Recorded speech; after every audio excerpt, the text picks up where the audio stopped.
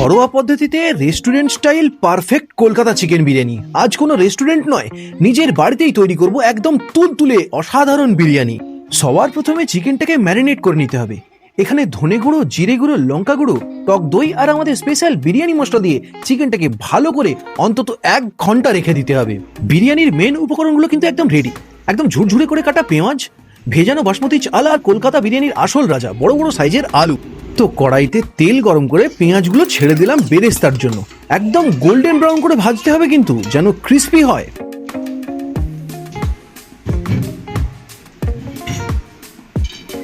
ব্যাস, পারফেক্ট বেরেস্তা একদম রেডি।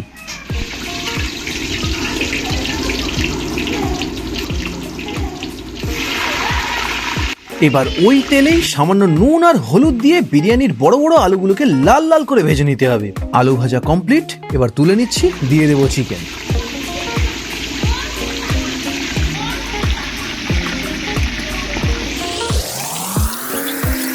এইবার ম্যারিনেট করা চিকেনের টুকরোগুলিকে ওই তেলেই হাই ফ্লেমে ভালো করে কষিয়ে ভেজে নিতে হবে।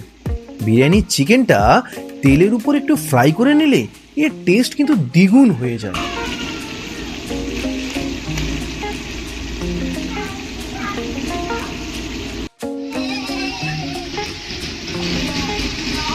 জাস্ট দেখুন চিকেনের কালারটা কি অসাধারণ এসেছে।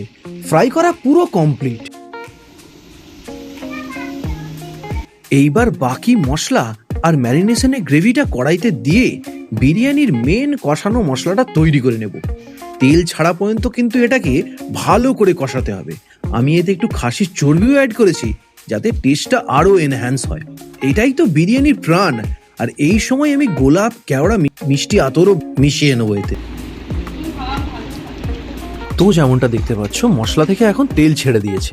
মশলা থেকে তেল ছেড়ে দেওয়ার পর ভেজে রাখা চিকেনগুলো এর মধ্যে মিশিয়ে দেব। গ্রেভির সাথে চিকেনটাকে ভালো করে মিক্স করে নিতে হবে, যাতে সব ফ্লেভার মাংসের ভিতরে ঢোকে।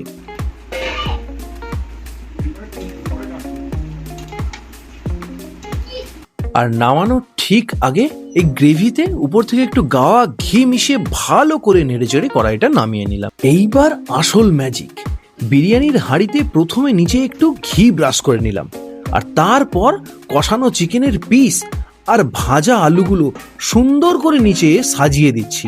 এর উপর থেকে ছড়িয়ে দিলাম সামান্য ক্রিস্পি বেরেস্তা। এবার আমাদের আগে থেকে 80% সেদ্ধ করে রাখা বাসমতি চালের প্রথম লেয়ারটা সুন্দর করে সাজিয়ে দেব। রাইসের উপর আরেকবার আরেকটু বেরেস্তা ছড়িয়ে দিলাম।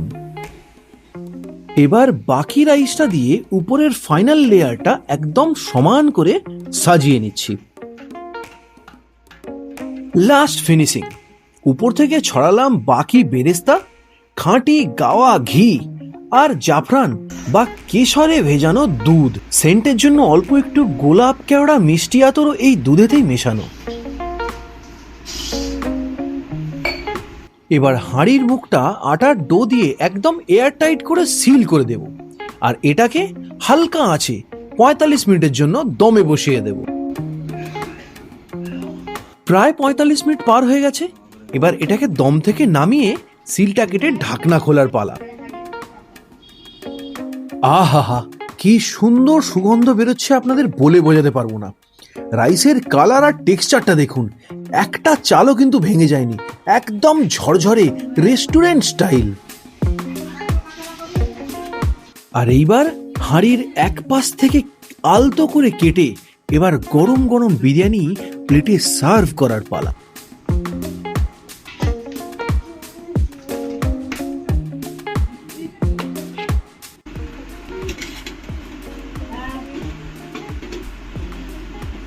হেভি হয়েছে একদম উজ্জ্বলদা বিরিয়ানি মতো।